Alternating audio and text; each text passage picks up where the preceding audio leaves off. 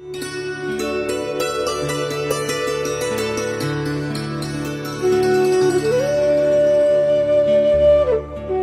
में अर्जुन को स्वयं भगवान कह रहे हैं कि उस परमेश्वर की शरण में जा, उसके लिए उन संतों के पास जा जो तत्वदर्शी हो।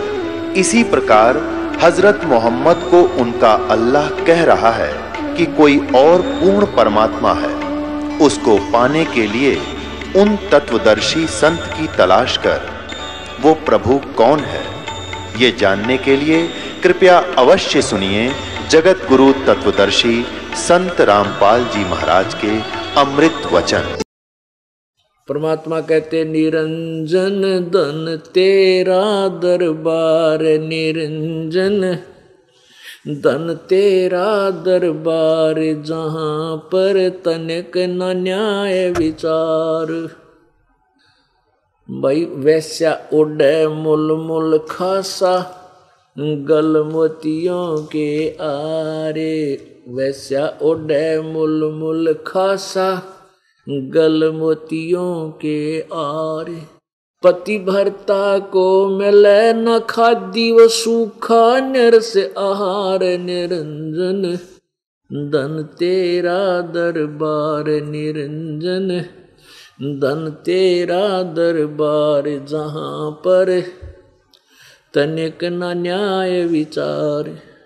भाई पाखंडी की पूजा जग में, संत को कहें लबाड़े। पाखंडी की पूजा जग में, संत को कहें लबाड़े। अज्ञानी को परम विवेकी, ज्ञानी को मूड गंवार। निरंजन धन तेरा दरबार, निरंजन धन तेरा दरबार, जहां पर तनिक न न्याय विचार। कह कबीर सुनो भाई साधो, या सब उल्टा व्यवहार। कहें कबीर सुनो भाई साधो, या सब उल्टा व्यवहार। सचों को तो झूठा बताओ, इन झूठों का एतबार। निरंजन धन तेरा दरबार, निरंजन धन तेरा दरबार, जहां पर तनिक न न्याय विचार। कह कबीर सुनो भाई साधो, सब उल्टा व्यवहार। कहें कबीर सुनो भाई साधो, सब उल्टा व्यवहार। सचों को तो ये झूठा बतावें, इन झूठों का एतबार। निरंजन धन तेरा दरबार, निरंजन धन तेरा दरबार, जहां पर तनिक न न्याय विचार। पुण्यात्मा, इस सारे प्रसंग का जो ये दास अब प्रारंभ करने जा रहा है, यह भूमिका बनाई है कि हम कौन हैं, हम कहाँ से आए हैं, हम इस काल के इसे गंदे लोक में ऐसे भयंकर स्थान पर कैसे फंस गए। ये सृष्टि रचना आपको सुनाना चाहता है ये दास। उसके लिए भूमिका बनाई है कि इस काल ने पूर्ण रूप से अज्ञान भर रखा है। किसी को भी आध्यात्मिक ज्ञान की छींट नहीं लगने दी। अब सबको भ्रमित कर रखा है। अब ब्रह्मा विष्णु महेश आपस में लड़ते हैं। श्री शिव पुराण में लिखा है, ब्रह्मा भ्रमित हो जाता है कि मैंने सृष्टि रची है, ये काल क्या करता है। जो भी साधक वेदों आदि को पढ़ता है तो वो सोचता है अब भगवान ढूंढना है। भगवान ढूंढने का तो सीधा सा मंत्र लिखा है 40 यजुर्वेद अध्याय नंबर 40 के मंत्र नंबर 15 में। उसमें स्पष्ट लिखा है कि वायु अनिलम अमृतम भस्मांतम शरीरम ओम कर्तु समर किलवे समर और कर्तुम समर। ओम नाम का जाप काम करते करते कर, विशेष कसक के साथ कर, मनुष्य जीवन का प्रथम कर्तव्य जान कर ओम नाम का जाप कर। बस इतनी सी बात है। पूरी रामायण यानी पूरे वेदों का ज्ञान देकर एक निष्कर्ष निकाल दिया, मेरी भक्ति जो करनी है मैं, क्योंकि 70वें अध्याय के 40वें श्लोक में 2 भगवानों का वर्णन है। एक तो पूर्ण परमात्मा पूर्ण ब्रह्म, वो तो ऊपर प्रोक्ष है, गुप्त है, और वेद ज्ञानदाता कहता मेरा ओम नाम है, मैं ब्रह्म हूँ, जो मेरी भक्ति करता मुझे प्राप्त होता, उसकी भक्ति करता उसको प्राप्त होता। ऐसे ही गीता जी अध्याय नंबर 8 के श्लोक नंबर 1 से लेकर और 10 तक 2 भगवानों का वर्णन है कि गीता ज्ञानदाता अपने विषय में कह रहा है कि मेरा 5वें श्लोक में और 7वें में कहा कि अर्जुन तो मेरा भजन कर, मुझे प्राप्त होगा, और युद्ध भी कर और मेरा सिमरण कर। फिर 8वें के ही 8, 9, 10 3 श्लोकों में अन्य परमेश्वर की भक्ति के लिए कहा है, उसकी भक्ति करने से उसको प्राप्त होता है। उस परमेश्वर की भक्ति के लिए, अपनी भक्ति अपनी साधना के लिए तो बताया है 8वें अध्याय के 13वें श्लोक में। गीता ज्ञानदाता ब्रह्म ने श्री कृष्ण में प्रवेश करके बोल रहा है कि मेरा तो केवल एक ओम नाम है, ओम इति एक अक्षरम ब्रह्म व्यवहारन माम अनुसमरण यह प्रयाति तदन देहम सयाति परमाम गतिम। गीता ज्ञानदाता कहता मेरा तो एक ओम नाम है, जो अंतिम श्वास तक मेरा ये सिमरण करता हुआ शरीर छोड़ जाता है। जैसे वेद के यजुर्वेद अध्याय नंबर 40 के मंत्र नंबर 15 में कहा है, वही इसी में गीता जी अध्याय नंबर 8 के श्लोक नंबर 13 में कहा जा रहा है कि अंत में मैं जो शरीर छोड़कर जागा मेरे इस ओम नाम के जाप का करता हूँ, तो वो मेरे वाली परम गति को प्राप्त करता है। अपनी परम गति को, अपनी साधना किसी उपलब्धि को गीता जी अध्याय नंबर 7 के श्लोक नंबर 18 में अनुत्तम कहा है। इसलिए 18वें अध्याय के 62वें श्लोक में कहा कि अर्जुन तू सर्वभाव से उस परमात्मा की शरण में जा, जिसकी कृपा से तू परम शांति और शाश्वत स्थान को प्राप्त होगा, यानी तेरा फिर जन्म मृत्यु कभी नहीं होगा। गीता जी अध्याय नंबर 15 के श्लोक नंबर 4 में भी यही प्रमाण है। उस परमात्मा के विषय में गीता ज्ञानदाता अध्याय नंबर 4 के श्लोक 34 में कहता है कि उस परमेश्वर के यथार्थ ज्ञान यथार्थ महिमा को समझने के लिए, जिसके विषय में गीता जी अध्याय नंबर 4 के श्लोक 32 में कहा है, उसके लिए तत्वदर्शी संतों की खोज कर उनको दंडवत प्रणाम करने से कपट छोड़कर उनको प्रसन्न करेगा, जब वो तुम्हें तत्व ज्ञान का उपदेश करेंगे। तो उस परमात्मा के विषय में तो तत्वदर्शी संत बताएगा। तत्वदर्शी संत की पहचान अध्याय नंबर 15 के गीता जी में मंत्र नंबर 1 में बताई है कि उल्टे लटके हुए संसार रूपी वृक्ष को जो पूरे सर्वांग सहित बता देगा, ऊपर को जड़ कौन भगवान है, तना कौन है, डार कौन है, और ये तीनों शाखा कौन है। परमेश्वर कबीर जी स्वयं ही तत्वदर्शी संत की भूमिका कर गए थे जब बनारस में जुलाहे के रूप में आए थे।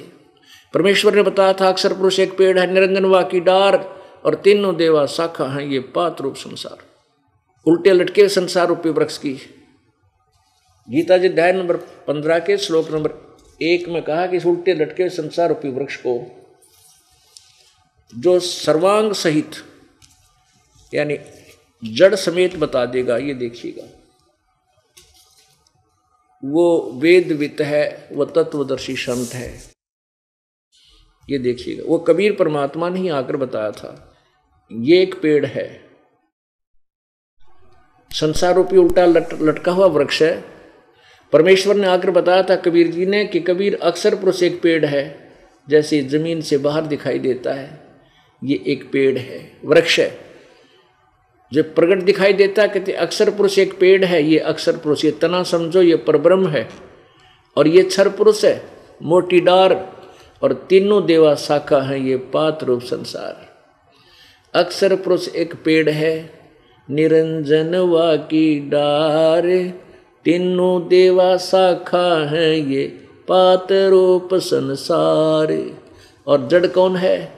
वो स्वयं थे इस वाणी के बोलने वाले कबीर भगवान। ये जड़ कौन है यानी मुख्य परमात्मा कौन है, जहाँ से सबको उसकी परवरिश होती है, वो कबीर भगवान है।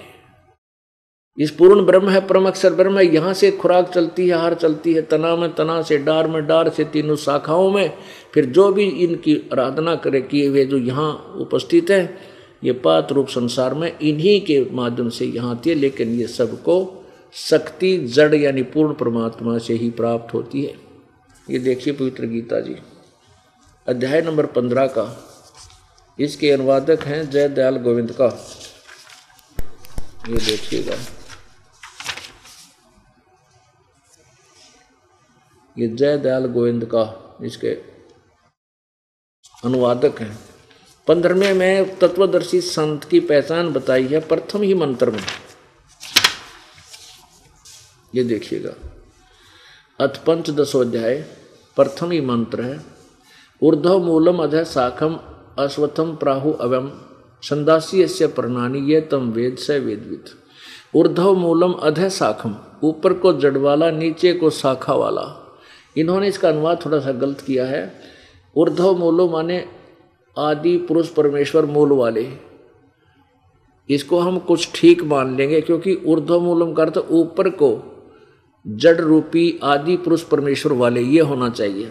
अधः शाखम ब्रह्मा रूप मुख्य शाखा वाले, नहीं, ये अनुवाद अधः माने नीचे होता। इन्हीं का अनुवाद देखिएगा, ये 2 नंबर मंत्र में, ये 2 नंबर में इन्होंने यहाँ अधः माने नीचे, अधः माने नीचे सीधा, और ऊर्ध्व माने ऊपर, ऊर्ध्व माने ऊपर, अधः माने नीचे, अधः माने नीचे, इस अधः। तो यहाँ हम अधः हम भी खुद कर लेंगे अनुवाद अब इसका। अधः माने नीचे को, शाखम शाखा वाला, आदि ऊर्ध्व मूलम ऊपर को आदि पुरुष परमेश्वर रूप मूल वाले, अधः नीचे तीनों गुण रूपी शाखा वाले, अधः शाखम नीचे को शाखा वाला। इस संसार रूपी वृक्ष को पीपल अविनाशी, वृक्ष को अविनाशी कहते हैं। छंदासी माने इसके विभाग बताना लिखना था, इसके विभाग सहित, विभाग जिसके पत्ते आदि कहे हैं। और उस संसार रूप वृक्ष को जो संत, जो पुरुष मूल सहित जानता है, जड़ से लेकर पत्तों तक जानता है, तत्व से जानता है, स वेदवित, वह वेद के तात्पर्य को जानने वाला, अर्थात वो तत्वदर्शी संत है। हिंदी पर इसकी संस्कृत पढ़िए। ऊर्ध्व मूलम अधः शाखम अश्वत्थम प्राहु अवम छंदासी यस्य प्रणानी ये तम वेद स वेदवित। ऊपर को आदि पुरुष परमेश्वर मूल वाले, यानी ऊपर न जड़ तो पूर्ण परमात्मा, और नीचे को शाखा वाला। ये अविनाशी पर पीपल का वृक्ष कहा है, संसार रूपी वृक्ष कहा है। और छंदासी यस्य प्रणानी, जिसके, यस्य माने जिसके, छंद यानी विभाग पत्ते आदि हैं, वो तम माने उनको, ये माने जो साधक, जो संत, तम माने उनको जो अज्ञान अंधकार में अभी तक छपे हुए हैं, उनको वेद माने जानता है। वेद माने ज्ञान होता है जिसको, उसका ज्ञान है। स वेदवित, वह वेद के तात्पर्य को जानने वाला है, वो तत्वदर्शी संत है। ये देखिएगा, संसार रूपी वृक्ष को आदि पुरुष परमेश्वर मूल वाले और अधः माने नीचे को शाखा वाले पढ़ो, इनका इन गलत किया है यहाँ पर। संसार रूपी पीपल के वृक्ष को अविनाशी कहते हैं। वेद छंदासी माने जिसके पत्ते आदि, जिसके टुकड़े हैं, और उनको विभागों सहित, विभाग हैं उस संसार रूपी वृक्ष को जो संत मूल सहित, जड़ से लेकर टहनियों पत्तों तक जानता है। ये माने जो मूल सहित जानता है, वेद माने जानता, तत्व से जानता है। स वेदवित, वह वेद के तात्पर्य जानने वाला है, वो तत्वदर्शी संत है। तो तत्वदर्शी संत कौन था? कबीर परमात्मा ही थे, वह स्वयं आकर उन्होंने बताया। तो यहाँ गीता ज्ञान दाता कह रहा कि यदि उस परमेश्वर की साधना करनी है जहाँ जाने के बाद 15वें अध्याय के 4थे श्लोक में तत्वदर्शी संत की प्राप्ति के बाद उस परम पद परमेश्वर की खोज करनी चाहिए, जहाँ जाने के बाद प्राणी फिर लौटकर साधक संसार में नहीं आते, अर्थात पूर्ण मोक्ष प्राप्त करते, और जिससे पूरे संसार रूपी वृक्ष की प्रवृत्ति विस्तार को प्राप्त हुई, अर्थात जिसने सारे ब्रह्मांडों की रचना की है, और मैं भी उसी की शरण में हूँ। उस परमात्मा की भक्ति करने के लिए तत्वदर्शी संतों की खोज कर वो फिर उसकी साधना बताएंगे। उसके लिए संकेत किया है कि 17वें अध्याय के 23वें श्लोक में ओम तत्सत निर्देश है ब्रह्मण त्रिविध समर्थ है। ओम तत्सत, ब्रह्मण माने पूर्ण परमात्मा की साधना का, तो केवल ये 3 अक्षर का मंत्र है, ओम तत्सत। ये देखिएगा, ये पवित्र गीता जी अध्याय नंबर 17 का श्लोक नंबर 23।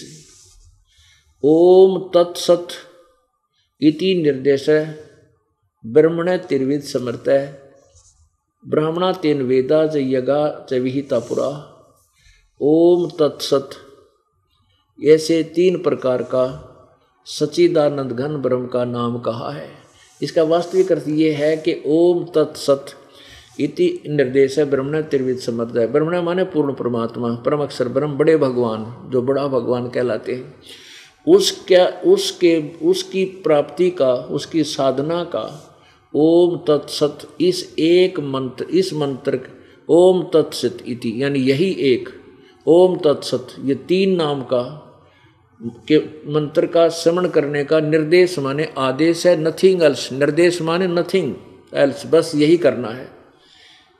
ब्रह्मणे माने सच्चिदानंद घन ब्रह्म का, यानी अपने विषय में तो वो कह रहा 8वें अध्याय के 13वें श्लोक में मेरा तो एक ओम नाम है, और इसके आखिरी सांस तक शरीर छोड़ने तक जो समन करता हुआ प्राण त्याग जाता है तो मेरे वाली गति को प्राप्त होता है। अब देखिएगा, पुण्यात्माओं, इस पवित्र सदग्रंथों को आपको ऐसा रटा दूंगा जैसे पहली का कैदा होया कर आपको इसे लगेंगे, क्योंकि ये तो ज्ञान है। जैसे हमने रामायण घोट रखी है, रामायण की कथा हमारे याद से बालक बालक की याद है। महाभारत सिंपल लैंग्वेज में बता रखी, रागनी गागा के रागनी गानियाँ ने, सांगियाँ ने, भजनियाँ ने कति याद करा रखी है। वह संस्कृत में थी, वह भी जो हिंदी में हुआ भी एक के बात है, जो हम सिंपल अपनी साधारण भाषा बोल रहे हैं अपने क्षेत्र की में। ऐसे ही गीता जी का जो ज्ञान है ये संस्कृत में होने से पाठ बन गया था, और सृष्टि रचना का ज्ञान न होने से सारा कुछ उल्टा कर दिया। श्री कृष्ण को सुप्रीम पावर मानकर उसके ऊपर फिट कर दिया, जबकि श्री कृष्ण तो एक ब्रह्मांड में एक विभागीय प्रभु है, स्वामी है, एक गुण का यानी रजो सतो गुण का स्वामी है। लेकिन असंख्य ब्रह्मांड का परमात्मा कौन है, उसकी उपमा भी श्री कृष्ण पर ला करके गीता जी के अर्थों का अनर्थ कर डाला। अनुत्तम का अर्थ अति उत्तम कर दिया, वर्तमान ने जाना होता उसका अर्थाणा कर दिया, क्योंकि इनको ज्ञान नहीं था। इन अज्ञानी अनुवाद करता अज्ञानी थे, तत्व ज्ञानहीन थे। अब देखिएगा 8वें अध्याय का 13वां श्लोक, ये 13वां, ये 12, ये 13। ओम इति एकाक्षरम ब्रह्म व्याहरण माम अनुसमरण ये प्रयाति तजंदेहम स याति परमाम गतिम। गीता ज्ञानदाता कहता है कि माम ब्रह्म मुझ ब्रह्म का केवल ओम इति, ओम ही यह एक अक्षर है। व्यवहारण माने उच्चारण करके, अनुसमण माने सुमन करने का, सुमन करता हुआ मेरा एक मुझ ब्रह्म का एक ओम मंत्र है, इसका उच्चारण करके सुमन करता हुआ यह प्रयाति तजन देहम सयाति परमाम गतिम, जो इस अंतिम शरीर छोड़कर चला जाता है, अंतिम सांस तक इस ओम नाम की भक्ति करता है, वो परम गति परमाम गति परम गति को प्राप्त होता है। अपनी ये तो इसका ओम नाम है, और अपनी गति को 7वें अध्याय के 18वें श्लोक में ये गीता ज्ञानदाता कहता है मेरे वाली साधना भी अनुत्तम है। 7वें अध्याय का 18वां श्लोक है। अब क्या बताया है कि उद्धारा सर्वे एव एते ज्ञानी तु आत्मा एव मे मतम। गीता ज्ञानदाता कहता है कि जो 4 प्रकार के भगत थे उनमें से ज्ञानी जो है ये हैं तो सभी उदार माने अच्छी आत्मा, ये मेरे विचार में है, परंतु आस्थित से ही युक्ता माम एवं अनुत्तमाम गतिम, ये सभी श्रद्धालु मेरे वाली अनुत्तमा माने घटिया गति में आस्थित हैं, आश्रित रहे, क्योंकि इनको तत्वदर्शी संत नहीं मिला। तो तत्वदर्शी संत नहीं मिला वो ब्रह्म की साधना करेगा। जिसको तत्वदर्शी संत मिल जाओ तो 3 नाम का जाप करेगा, पूर्ण परमात्मा की प्राप्ति करेगा। इन्होंने क्या किया है, अनुत्तम का अर्थ अति उत्तम कर दिया इन अज्ञानी अनुवादकर्ताओं ने। एक ने नहीं, आप किसी की अनुवाद उठा के देख लो, सब ने एक कुएं का पानी पी रखा है, अति उत्तम कर दिया। अनुत्तम माने अति उत्तम, बैड माने गुड होया करे कदे, बैड का अर्थ गुड लिखे हैं तो कितना बुद्धिमान हो सकता है सोच लेना। तो क्या कहते हैं समास में, ये अड़ंगा अड़ानिए कहते हैं समास के अंदर अनुत्तम का अर्थ अति उत्तम हो जाता है। अरे भले आदमियों, वो भी शंका समाधान किया है। यदि हम यहाँ इसको अति उत्तम शब्द माने अनुत्तम को, और ब्रह्म कहता मेरी अति उत्तम गति है, 18वें अध्याय के 62वें श्लोक में वो खुद कह रहे हैं कि अर्जुन तू सर्वभाव से उस परमेश्वर की शरण में जा, उसकी कृपा से ही तू परम शांति और शाश्वत स्थान यानी सदा रहने वाले स्थान को प्राप्त होगा। अगर उन्हीं की सर्वोत्तम मानी जा तो दूसरी अन्य कोई श्रेष्ठ होनी ना चाहिए। वो खुद कह रहा है कि मेरे से और उत्तम कोई भगवान है। गीता जी अध्याय नंबर 15 के श्लोक नंबर 16 और 17 में 3 भगवान बताए। अपनी सतीथि बताता क्षर पुरुष क्षर ब्रह्म ये खुद है, और अक्षर ब्रह्म अक्षर पुरुष ये वो पर ब्रह्म है, और तीसरा ये दोनों ही नाशवान है, क्षर पुरुष भी और अक्षर पुरुष भी, और इनके श्लोक के सभी प्राणी भी नाशवान, लेकिन जीव आत्मा अमर है। 15वें श्लोक के अध्याय के 17वें श्लोक में स्पष्ट किया कि उत्तम पुरुष तो अन्य, यानी वो श्रेष्ठ भगवान तो कोई और ही है, परमात्मा इति उदारते। और ये लोकतर्यम आविश्य विभर्ति अवैश्वर है, जो तीनों लोकों में प्रवेश करके सबका धारण पोषण करता है, वो अविनाशी परमात्मा है। तो यदि वहाँ समास वाला हिसाब बिल्दा फिट होता, समास के मान ले हम अनुत्तम को अति उत्तम मान लिया, भाई इससे श्री जो गीता ज्ञान दे रहा है भगवान, इस तो ऊपर कोई सह नहीं इस गीता ज्ञान में, ये सर्वश्रेष्ठ फिर तो हम मान लेते थारे समाज में भी, हमने ईश्वर में दर्द करते। वो तो कह रहा है मेरे से उत्तम तो कोई और भगवान है, तो वो समास वाला भी वहाँ आपका अड़ंगा ठीक अड़ाना ठीक नहीं, वो गलत कर रखे।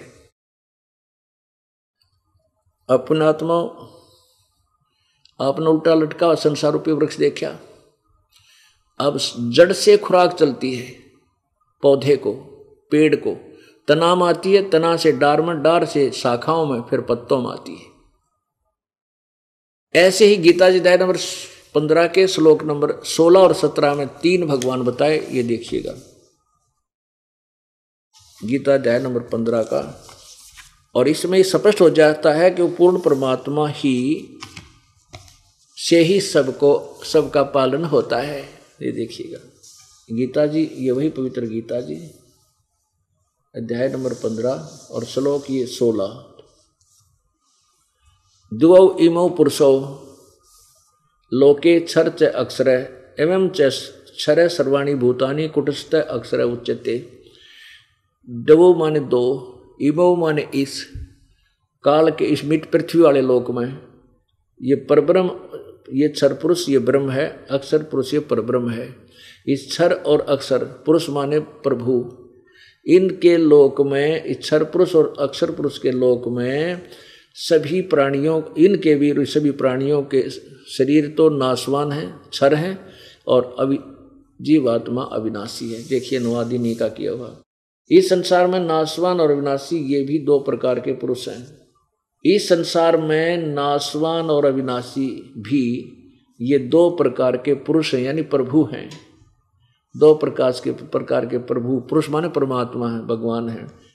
और संपूर्ण प्राणियों के शरीर तो नाशवान और जीवात्मा अविनाशी कहा जाता है। ये क्षर पुरुष और ये अक्षर पुरुष, क्षर और अक्षर। क्षर पुरुष ये क्षर तो ब्रह्म है, अक्षर ये परब्रह्म है। पुरुष यहाँ भी लगा सकते हैं, क्षर पुरुष और अक्षर पुरुष ये 2 भगवान हैं। तो यहाँ 2 प्रकार के प्रभु माने, ये पुरुष माने परमात्मा। अगर हम इन्होंने उलझा दिया, यहाँ भगवान ना लिखा, परमात्मा नहीं लिखे, अनाड़ी ज्ञान तो था नहीं। अब यहाँ क्लियर हो जाता है कि उत्तम पुरुष है, यानी उत्तम भगवान, उत्तम प्रभु तो कोई अन्य ही है।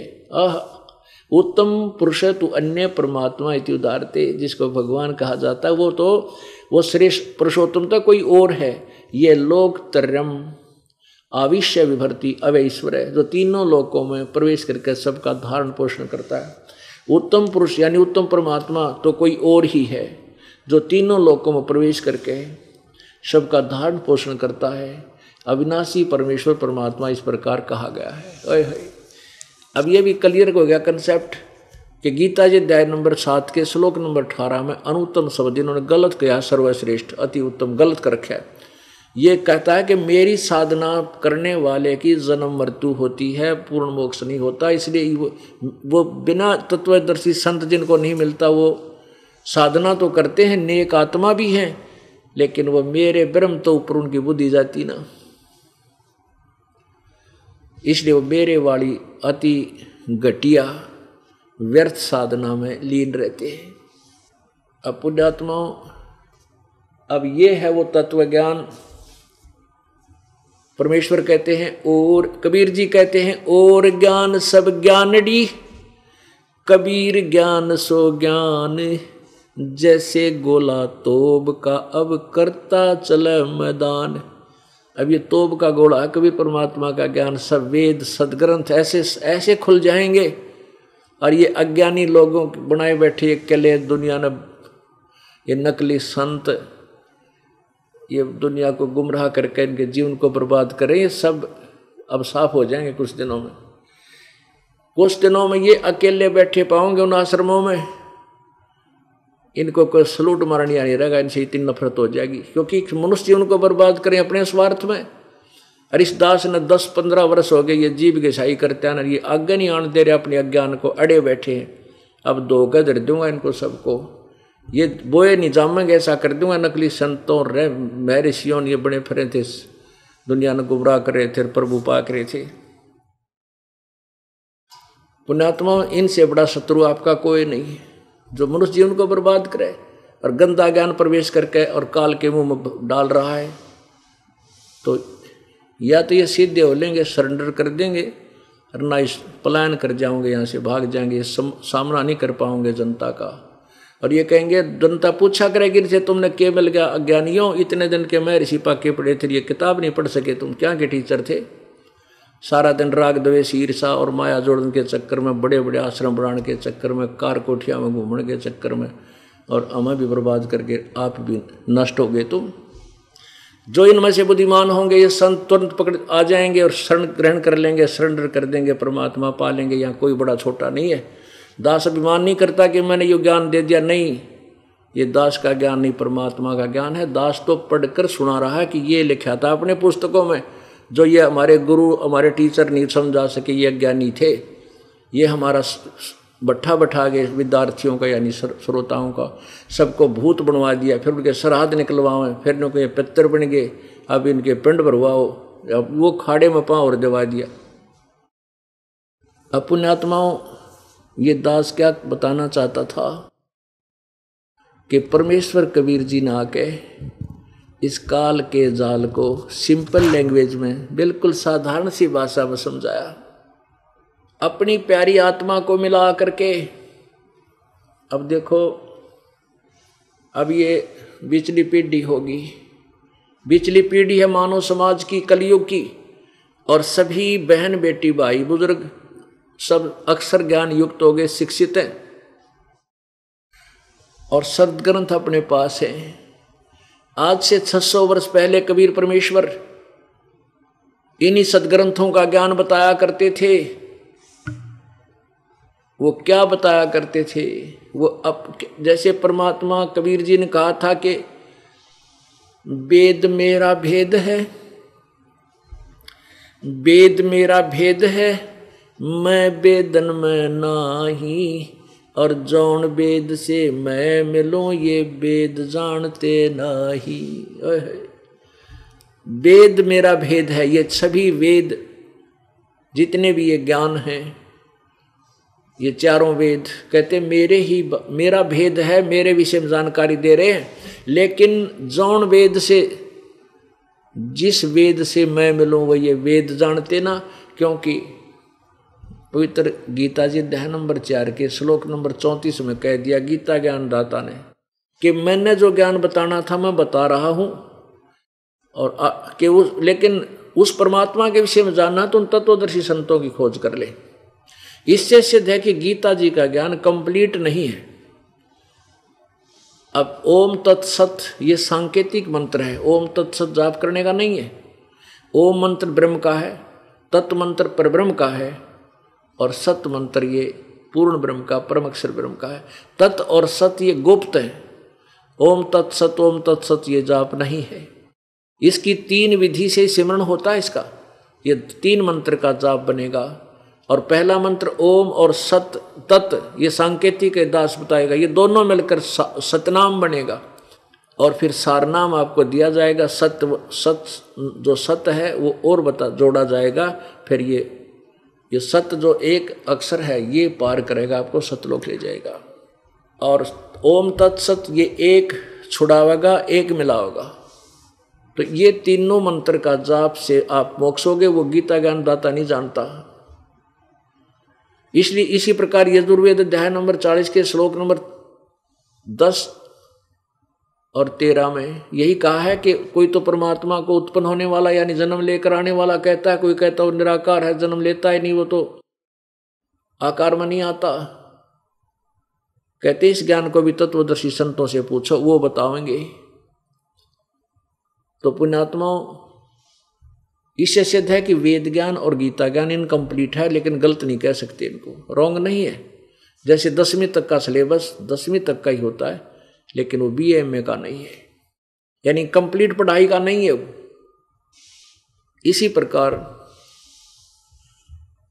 परमात्मा ने ये पहले ज्ञान कहा था, वेद मेरा भेद है, मैं वेदों में नाही, मैं इन वेदों में नहीं, अर्थात मैं मिलो वेदन से नाही, मेरी प्राप्ति वेदों में वर्णित विधि से नहीं हो सकती। और जिस वेद से मैं मिलो, ये वेद जानते ना, जिस ज्ञान से मेरी परमात्मा की महिमा की वाणी कबीर वाणी है। इस कबीर वाणी में परमेश्वर ने आकर स्वयं ही निर्णायक ज्ञान दिया है, कंप्लीट नॉलेज दे रखा। कहते वो इन चारों वेदों में है नहीं, वो वेद जानते ना। अब देखो परमात्मा कबीर जी चारों युगों में आते हैं, अपने ज्ञान की महिमा, अपने ज्ञान को आप ही बताते हैं, और वो अपनी प्यारी आत्माओं को यानी श्रेष्ठ आत्माओं को आकर मिलते हैं, उनको अपना परिचय देते हैं, साक्षात्कार सतलोक में अपना यथार्थ रूप दिखाते हैं, ब्रह्मा विष्णु महेश की सतीथि से परिचित करा के अपने गवाह बना जाते हैं कि कबीर इज गॉड, कबीर परमात्मा है।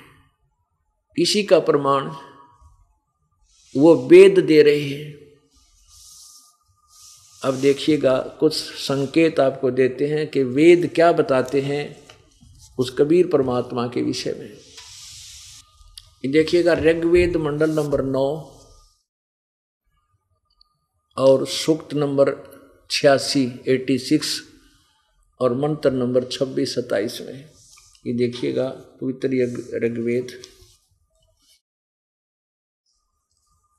ऋग्वेद मंडल नंबर 9-10। यहाँ देखिएगा ये कहाँ से प्रकाशित है। प्रकाशक है सर्वदेशी कार्य प्रतिनिधि सभा, मैरिज सिद्धांत भवन, रामलीला मैदान, नई दिल्ली। यहाँ देखिएगा अध्याय नंबर 9 और सूक्त नंबर 86 और इसके मंत्र नंबर 27 में। कितना निर्णायक ज्ञान दिया है भगवान। ऋग्वेद मंडल नंबर 9 सूक्त 86 मंत्र 26 में, यज्ञ करने वाले यजमान के लिए परमात्मा सब रास्तों को सुगम करता हुआ उनके विघ्नों को यानी आपत्तियों को मर्दन करता हुआ नष्ट करता है, और उनको पवित्र करता हुआ और अपने रूप को सरल करता हुआ। अपना जो वास्तविक रूप है परमात्मा का वो बहुत तेजों में है, उसको हल्का कर लेता है मनुष्य। अच्छा, वह कांति में परमात्मा कबीर, ये देखो यहाँ कबीरतो, हम इसको कबीरतो कहते हैं, कबीर। इन्होंने इसको कबीर लिख दिया, हम इसको कबीर बोल दें, कबीर है। यहाँ लिख दे हुआ परमात्मा कबीर है, बस साढ़ा सर्वज्ञ की जगह कबीर लिख दे।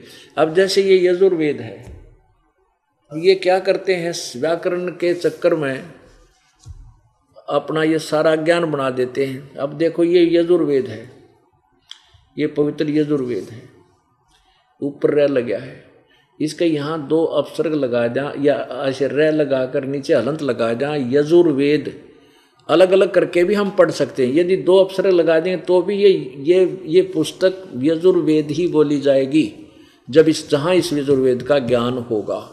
तो ऐसे ही ये कबीर देव है, यहाँ इन्होंने लिख दिया कि वह अपने यजमान माने अपने पुजारियों का, अपने भक्तों का के सब रास्तों को सुगम करता हुआ और उनके विघ्नों को नष्ट करता हुआ मर्दन करता है, और वह पवित्र करता हुआ है। फिर देखिए ये कबीर तो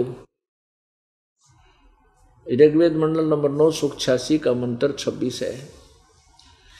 यज्ञ करने वाले यानी साधना करने वाले के लिए परमात्मा सब रास्तों को सुगम करता हुआ उनके विघ्नों को, उनके दुख संकटों को मर्दन करता है, नाश कर देता है और उनको पवित्र करता हुआ और अपने रूप को सरल करता हुआ तेज पुंज तंदे धर कैसवी धम को भेंटी, हल्का तेज पुंज का शरीर बनाकर आता है। वह कांतिमान परमात्मा कबीर है।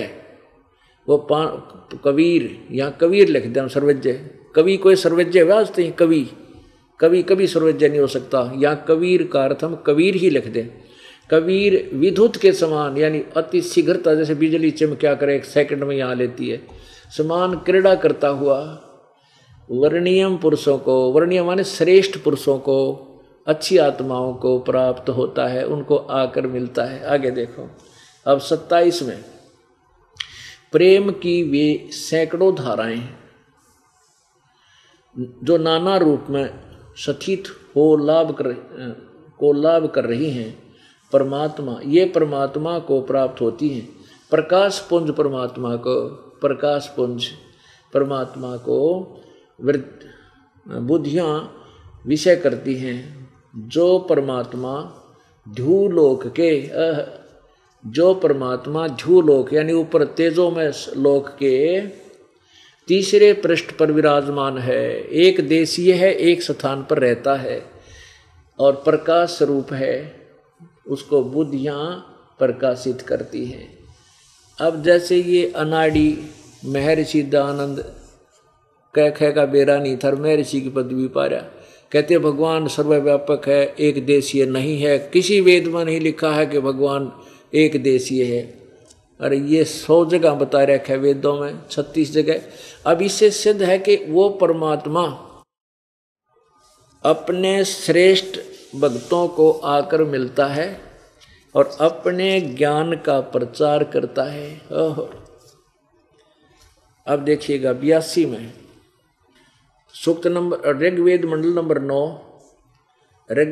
नंबर 9 सूक्त 82 82 में मंत्र नंबर 1 यहाँ से प्रारंभ होता है। सोम सर्व उत्पादक प्रभु, सोम माने अमर परमात्मा होना चाहिए, प्रकाश स्वरूप सद्गुणों की वृष्टि करने वाला, पापों के हरण करने वाला। देख वो मोटे दिमाग का दानंद ने कहा बोला पाप अक्षमानी होते, 100 जगह लिख रखा है वेदों, पापों का नाश करने वाला, हरण करने वाला। वह राजेव राजा के समान, राजेव राजा की तरह, लाइक ए किंग यानी मनुष्यों में श्रेष्ठ होता है वो, राजा के समान। ये देखो पृष्ठ 269 पर, ये 270 पे, राजा के समान दर्शनीय है। वह पृथ्वी आदि लोकांतरों के चारों ओर शब्दमान हो रहा है। वह वर्णीय पुरुषों को, श्रेष्ठ भक्तों को, वर्णीय श्रेष्ठ भक्तों को, पुरुषों को यानी दृढ़ भक्त हैं, जो दृढ़ भक्त हैं उसको पवित्र करता हुआ प्राप्त होता है। उनको मिलता है करके, उनको पवित्र करता हुआ, उनको, क्योंकि परमात्मा ही हमें साफ करेगा। जिस प्रकार विद्युत स्नेह वाले स्थानों पर आदि ये हमने अपना ये असली उद्देश्य देखना हो, परमात्मा श्रेष्ठ भक्तों को आकर मिलता है यहाँ पर। अब वो पहला पड़ा, अब दूसरा, हे परमात्मा उपदेश करने की इच्छा से आप यानी तत्व ज्ञान देने के लिए आप महापुरुषों को प्राप्त होते हो, यहाँ के उन पुण्यात्माओं को मिलते हो यानी सच्चा ज्ञान देने के लिए। और आप अत्यंत गतिशील पदार्थ के समान यानी अतीत, कहते पहुँचूंगा क्षण एक में, एक क्षण में पहुँच लूँगा, धन भगत जन अपने के काज के समान हमारे आध्यात्मिक यज्ञ को प्राप्त होते हो। ओहो यानी, और वह कबीर, ये देखो यहाँ भी उन्होंने डंगा फेर कर दिया, ये कबीर, ये ऊपर लग गया कबीर वेधस्या, अब वेदस्य का देखो कि है यो इन की बुद्धि देख लो। यहाँ लिखा है वेदस्य मन उपदेश करने की इच्छा से, यहाँ लिखना कबीर वेदस्य, वो कबीर परमात्मा उपदेश, कबीर परमा, यहाँ लिख देना था कबीर परमात्मा उपदेश करने की इच्छा से महापुरुषों को प्राप्त होते हैं। इतना लिखना था, लेकिन इन्होंने तड़ंगा करने का मतलब था ज्ञान था कोई ना, यो कबीर है ऊपर रह लग गया इसका, ये प्रिंट में थोड़ा सा गड़बड़ रह रही है, कबीर है ये, क्योंकि इन्होंने यहाँ लगाया यो रह, यहाँ कबीर है ये कबीर है, वो कबीर परमात्मा, हे परमात्मा यहाँ लिखना था वैसे, हे कबीर परमात्मा उपदेश करने की इच्छा से महापुरुषों को प्राप्त होते हैं और आप अत्यंत गतिशील पदार्थ के समान हमारे आध्यात्मिक यज्ञ में प्राप्त होते हैं। आप, चलो उनका अनुवाद भी समझे तो आप सर्वज्ञ नहीं, आप कबीर हैं, यहाँ लिख देना कबीर हैं, शुद्ध स्वरूप है, हमारे पापों को दूर करके हे सोम आप हमको सुख दें, पाप नष्ट करके हमें सुख दो, प्रेम भाव से उत्पन्न करते पवित्रता को उत्पन्न करें। अब देखो तीसरे में कमाल कर रखा है, ऋग्वेद मंडल नंबर 9 सूक्त 82 मंत्र 3 में,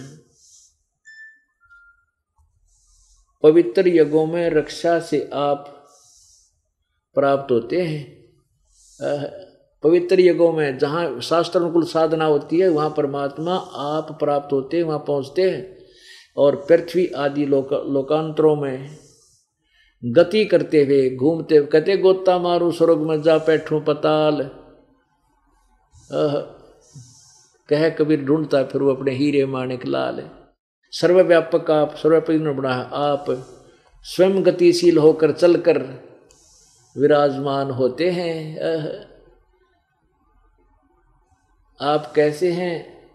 आप सबके तर्पक हैं और सबके रक्षक हैं, बड़े से बड़े गतिशील पदार्थों के नियंता हैं, पृथ्वी आदि लोकांतरों के केंद्र होकर सब पदार्थों को की रक्षा करते हैं। अब इससे सिद्ध है कि वो परमात्मा कबीर परमात्मा कबीर देव मनुष्य जैसा है, राजा के समान, यानी क्योंकि यहाँ आकर के परमात्मा जब आता है तो बहुत बड़े एक वृंद का, बहुत बड़े भगत वृंद का, समूह का एक मुखिया होता है, गुरु होता है।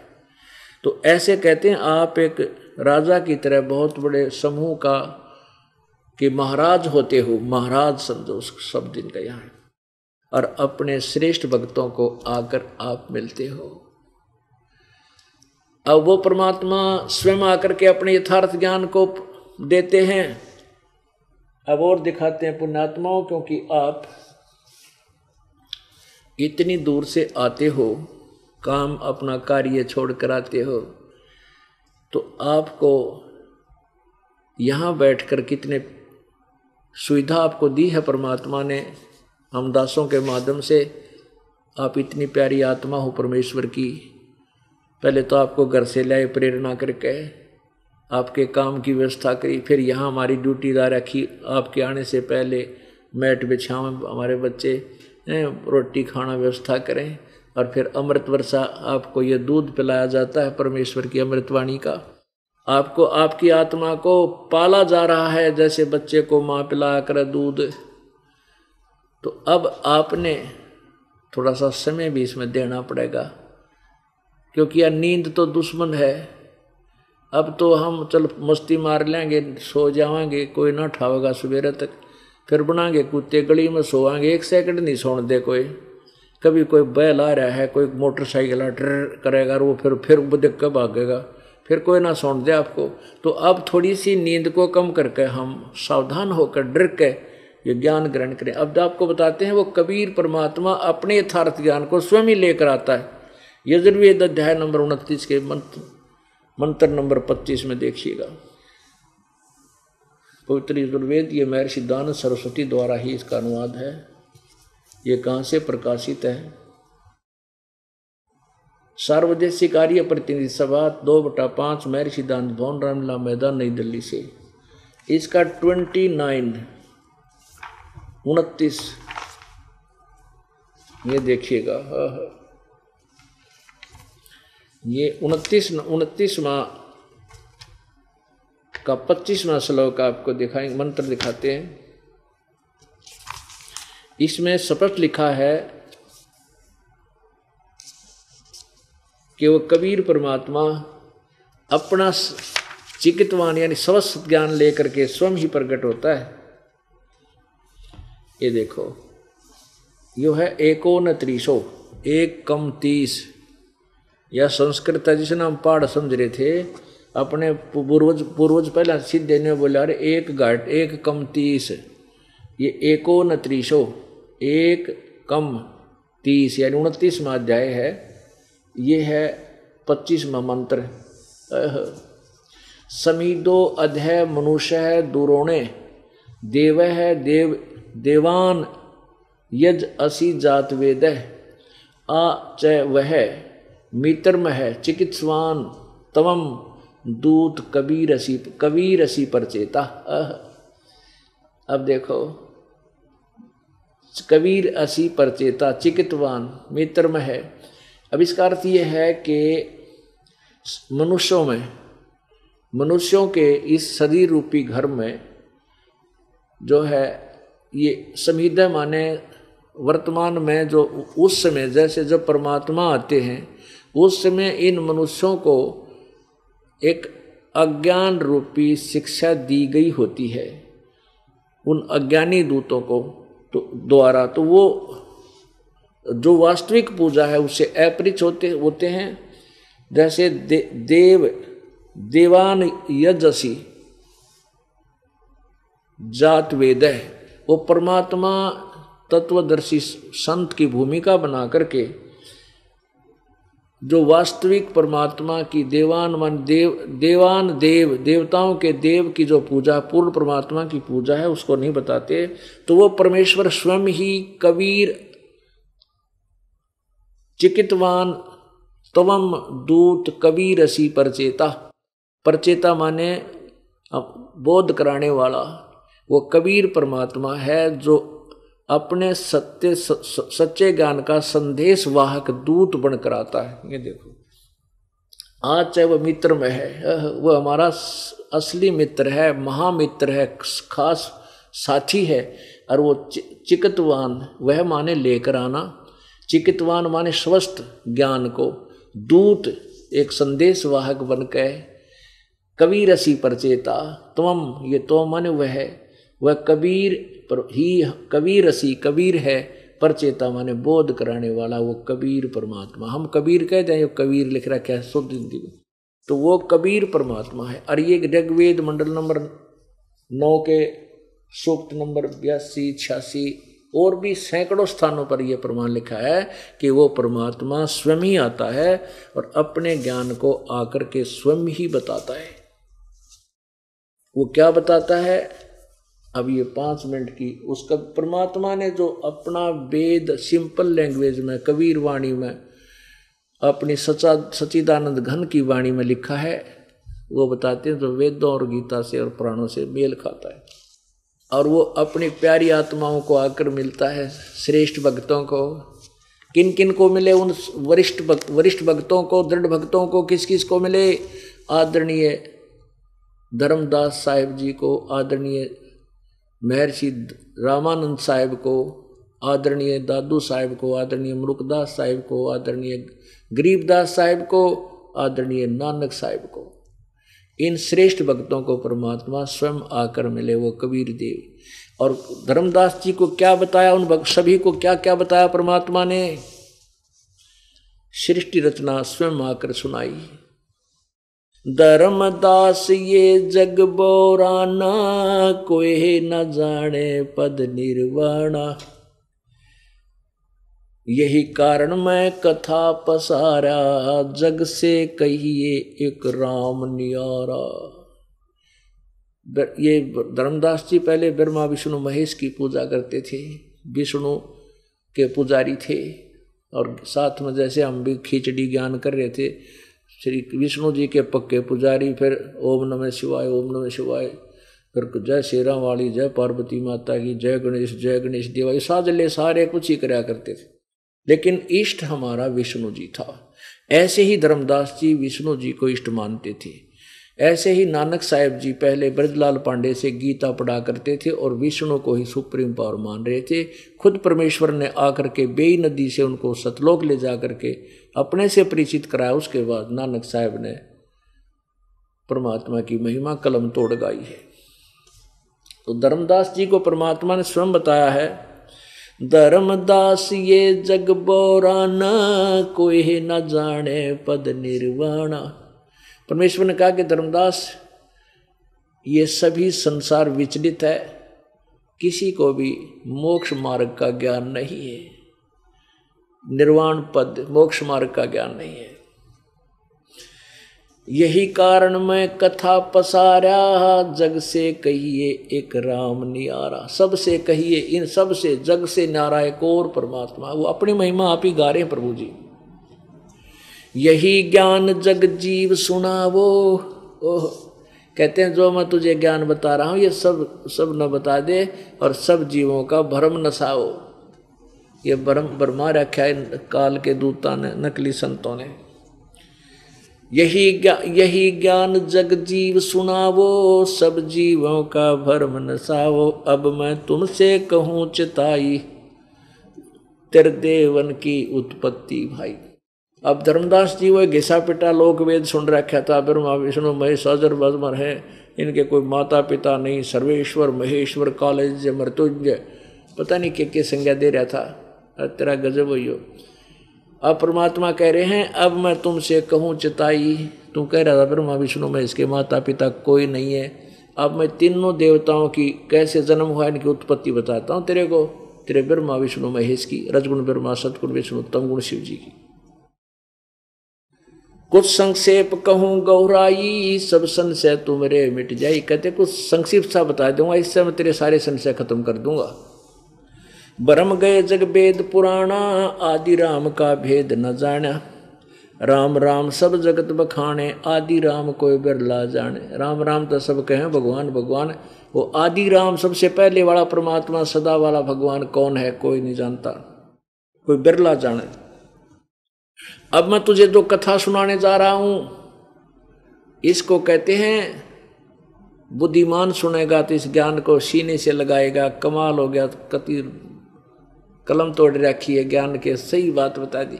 और मूर्ख सुनेगा तो उसका समझ में नहीं आने गया, झूठ बोला बकवाद करे। तो कहते हैं जो मैं कथा सुनाने जा रहा हूँ या कड़वी कुनीन है, और बुद्धिमान तो कुनीन खा लिया करे, भाई रोग इससे तो कटेगा तो खानी पड़ेगी, कड़वी दवाई है। और मूर्ख थूक देता है, वो मृत्यु को प्राप्त हो जाता है। जो इस सच्चे तत्व ज्ञान रूपी कड़वी कुनीन को जो नहीं स्वीकार करेगा वो काल के मुंह में चला जाएगा। और जो इसको फांकी मार गया, सुन गया और इसके अनुसार ढल गया तो वो मोक्ष हो जाएगा उसका। ज्ञानी सुने सो हृदय लगाई, मूर्ख सुने तो गम न पाई।